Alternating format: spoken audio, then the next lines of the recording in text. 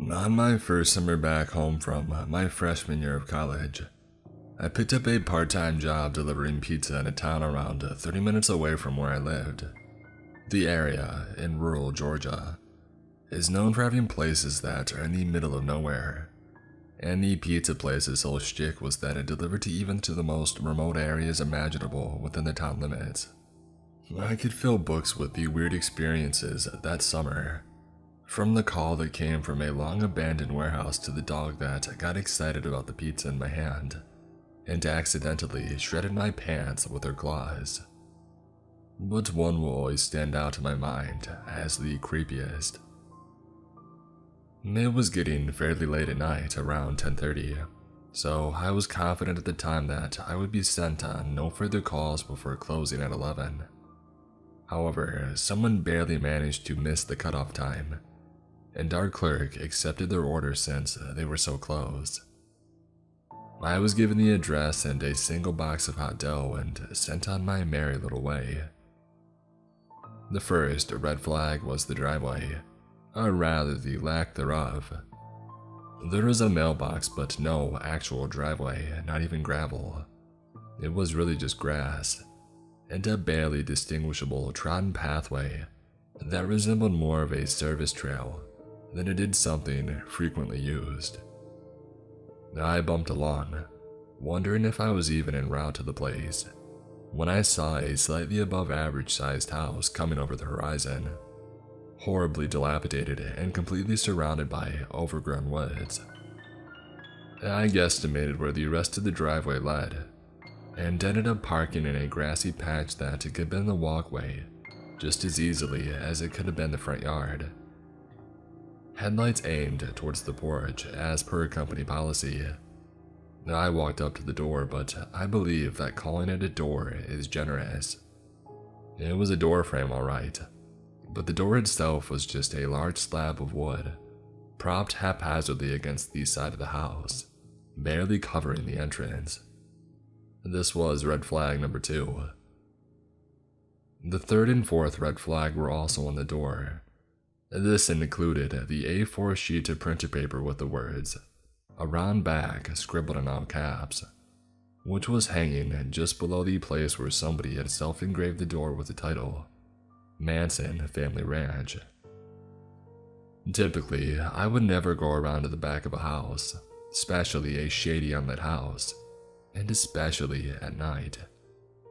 However, it was my last drop of the day, and I was ready to get it over with and be on my way home. Against my better judgment, I went around to the back of the house. The door back there was an actual door, but it was covered in both cobwebs and fresh spiderwebs. Clearly this was a door that had not been used in some time. I found the cleanest area available and knocked.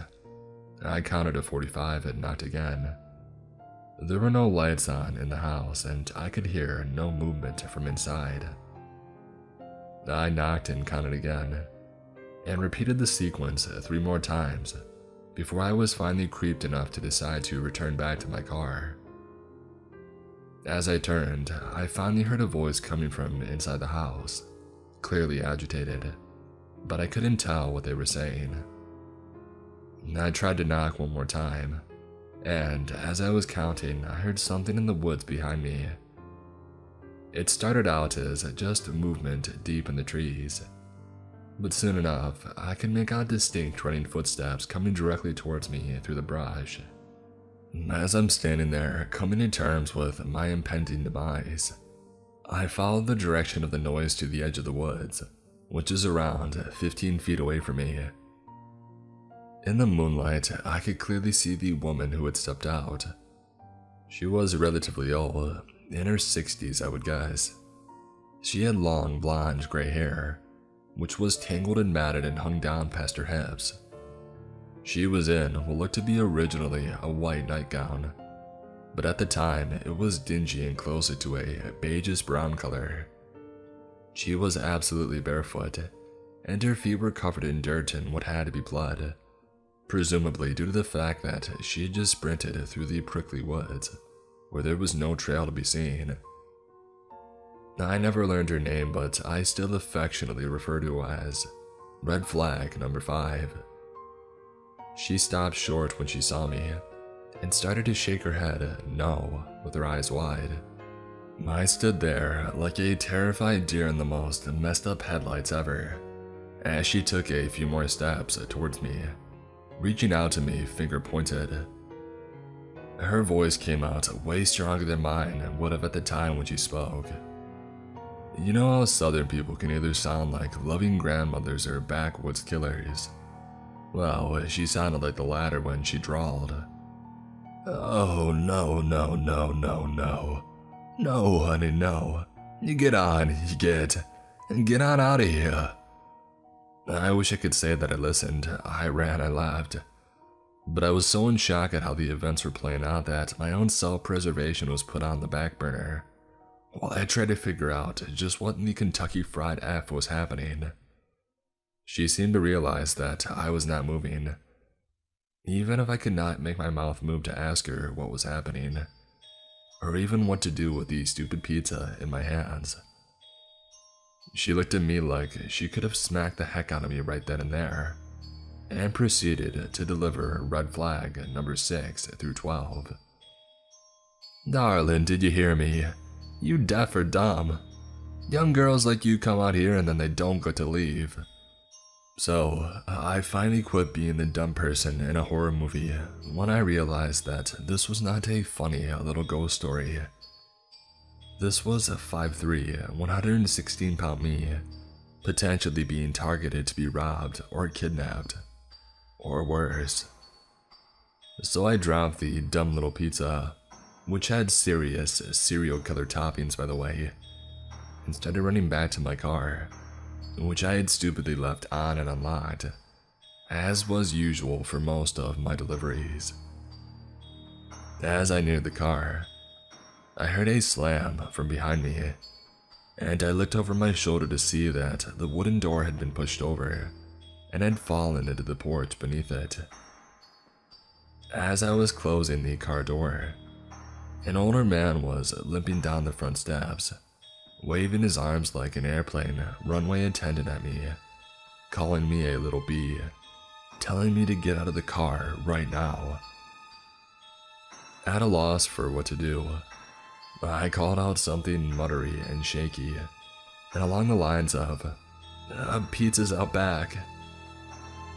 I floored my dad's crappy little 90s Lexus and somehow managed to avoid trees on the out trail back to the main road, which was still 12 miles and several turns from any road that actually had a name, let alone painted lines. I reported it to my manager, and he said that he contacted police, but nothing ever came of it that I'm aware of. Either way, that was my first and hopefully last personal encounter with the self-proclaimed Manson Family Ranch.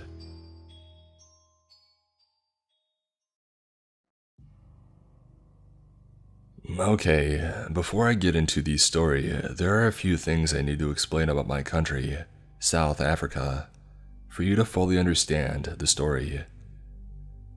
In South Africa, it's normal to have high brick walls with electric gates, electric fences, alarms, etc. And the crime here can be pretty bad. It's also pretty normal to have big gardens.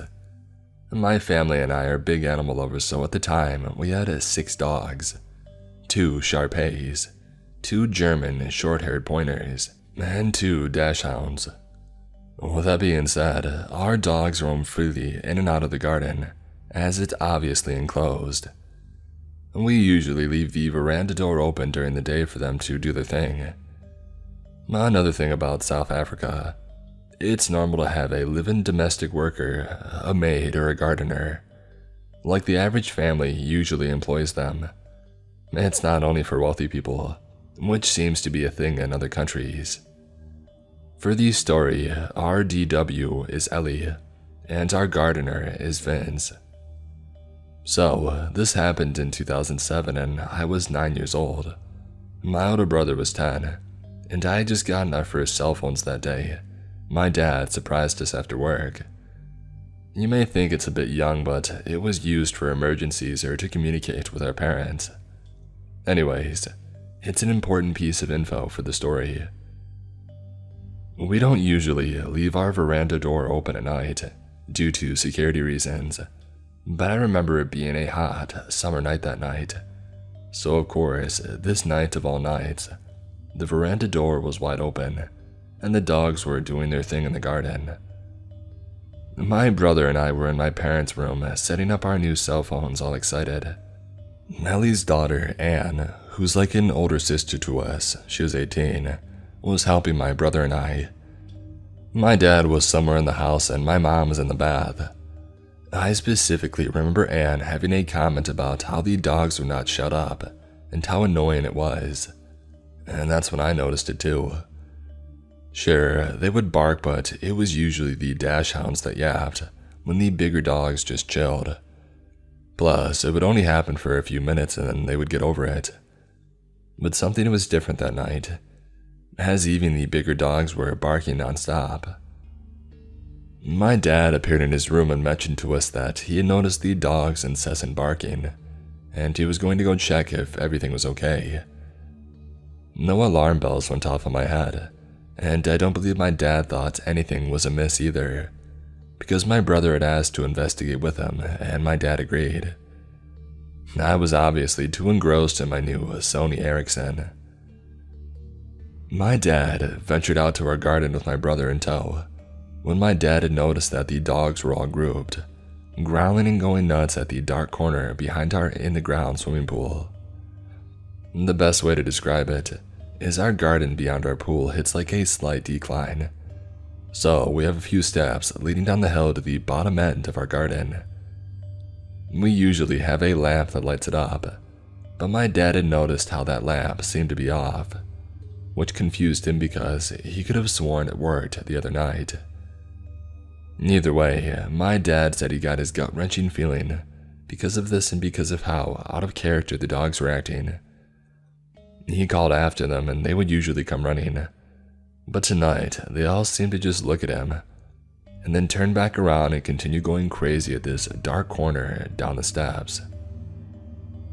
My dad told my brother to go back inside of the house and get a torch, sort of using it as an excuse for my brother not to come with him because of his feeling. When my brother went back inside, my dad slowly approached the steps. He noticed how the dog seemed to be snapping at whatever it was, hiding just out of view in the darkness. As he got to the steps, he noticed that the lamp was smashed. Confused, he inched to these steps, and as he put two and two together, it was too late. My dad, being an ex-vet and avid hunter, felt something cold against his temple, and immediately knew that it was a gun. Out of the darkness stepped 4 other men in balaclavas, all armed. Shocked, he stood frozen on the steps. The man holding the gun to his head was instantly aggressive and asked him where my brother was. That he saw my dad come out with my brother, but my brother went back into the house. Why? My dad said something came over him, and before he knew what he was saying, he responded with, "He's gone inside to press the panic button." As he said that, he saw how all of these guys started to panic. They started speaking in a different language. It's not common for people to speak it, but my dad had actually grown up on a farm where he learned it fluently because of the farm workers. The aggressive guy holding the gun said in a different language, "Crap, the cops will be here any minute. Let's just kill this guy and grab what we can and go." The others seemed apprehensive, and a smaller guy seemed really on edge, and continued to say how he can't go back to jail again, and that they needed to get the heck out before the cops showed up, which would be any minute. He was panicking. My dad then fed on this guy's fear. My dad then interrupted them, speaking English, pretending to not understand what they were saying, and said that we usually have armed response vehicles that drove in our area, and since my brother had pushed the panic button so long ago, they'd probably be here any second. And that did it. My dad watched as their plan unraveled before them, and the smaller scared guy started freaking out all of the other guys, saying that they needed to leave ASAP or else they would be caught. He seemed to make the others more nervous and lose confidence, until they started full-on bickering amongst themselves, their plan slowly turning to crap, as a third guy put it.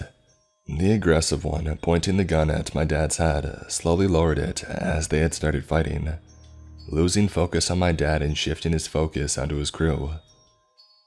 My dad then used this as an opportunity to slowly back up the steps and turn to dart to the house. As luck would have it, as my dad ran into the veranda door, my oblivious brother was heading out with a torch. My dad scooped him up under his arm mid-ran and sprinted into the house, not even closing the door behind him. Silly, I know, but I think he just wanted to get my brother inside as quick as possible, without even thinking. Ann and I were obviously also oblivious to everything when my dad rushed through the bedroom door, slammed it shut and told us to go upstairs into the attic, that there are 5 guys with guns outside, and they're here to hurt us. Get upstairs now. And my heart sank. I remember my body automatically responding and me sprinting to the stairs with Anne right behind me. My mom ran out of the bathroom in a towel, not too far behind. We sat there in the darkness and silence. I swear that you could hear a pin drop. I think we were all just waiting to hear something below us in the rooms. My mom cursed, saying that she didn't have a phone, and neither did my dad. But in my hand was my brand new Sony Ericsson. No better emergency to use it than right now. My mom dials the police and, I kid you not, they asked where we lived. We explained and they told us that it wasn't in their jurisdiction. Sorry. Click and the line went dead. We're now not only crapping ourselves, but we're flabbergasted too. My mom starts cursing like a sailor again, and that's when my dad realizes, dang, he didn't close the veranda door. And what about Ellie and Vince, who are in their rooms, blissfully unaware of the danger that they're in? He gets his firearm in the safe in the attic and tells us that whatever we hear to not come downstairs, to stay hidden no matter what. Now I'm sobbing, begging my dad not to leave us, but he tells us that he has to go and get Ellie and Vince before something bad happens to them. Now, there's even more tears, as reality hits that there's 2 other people still in danger. Anne's understandably in hysterics because she's also fearing for her mom downstairs. My dad disappears and the air is thick with tension. We can still hear the dogs going crazy, indicating that those men were still on our property. My mom then calls another number, the armed security that drives around the area, and they say that they'll be over in about 10 minutes. They say to wait and stay hidden until they ring our bell at the gate. We all wait in silence, fearing that we'll hear a gunshot or anything indicating that these men are in our house. But there was just silence. The only sound was the dog's barks outside. After what seemed like hours, mostly likely a couple of minutes, we heard stomping coming up the stairs and my heart rate quickened. I remember shutting my eyes and praying that it was my dad with Ellie and Vince. Luckily it was. We all hid for a while and no one dared to speak. The dogs had seemed to calm down considerably, but they were still barking every now and then. The gate intercom rang and my dad told us to wait while he checked if it was the security company, and sure enough it was. He opened up and the nightmare was over. I remember standing up and my knees buckling from the adrenaline my body had endured. The armed security somehow notified the right police, and everyone investigated the garden. They found that there was actually 7 pairs of footprints, and that these guys bent these spikes on our wall and just climbed over. We got an electrical fence shortly after, so there must have been 2 other guys hiding in these shadows that my dad hadn't seen, which is actually creepy in its own right. South Africa's violent crime is quite bad, and it's too common for horrible things to happen during home invasions. I was obviously so young at the time that I didn't know the horrors of the world, and I was just scared of my family getting hurt. But now that I'm older, just the thought of 4 women being in the house and my mom being in nothing but a bath towel gives me chills to this day. The cops said the fact that there were so many guys instead of like 1 to 3 indicates that these guys possibly had sinister intentions. Thank goodness nothing happened to my family, and I'm forever thankful for my dad's quick thinking regarding the panic button. Also, I'm so glad my dad understands multiple languages and could manipulate the situation to benefit us. Lastly, my family will forever be in debt to our good boys and girls that warned us that night. A terrifying and life-changing outcome would have 100% happened that night, had it not been for our incredible dogs. From that day onwards, my dad always gave them leftover rice or meat with their dinner. R.I.P. Impy, Shudo, Dash, Fudge, Winkles, and Pikachu. I'm sure there is a special place in heaven reserved for you angels.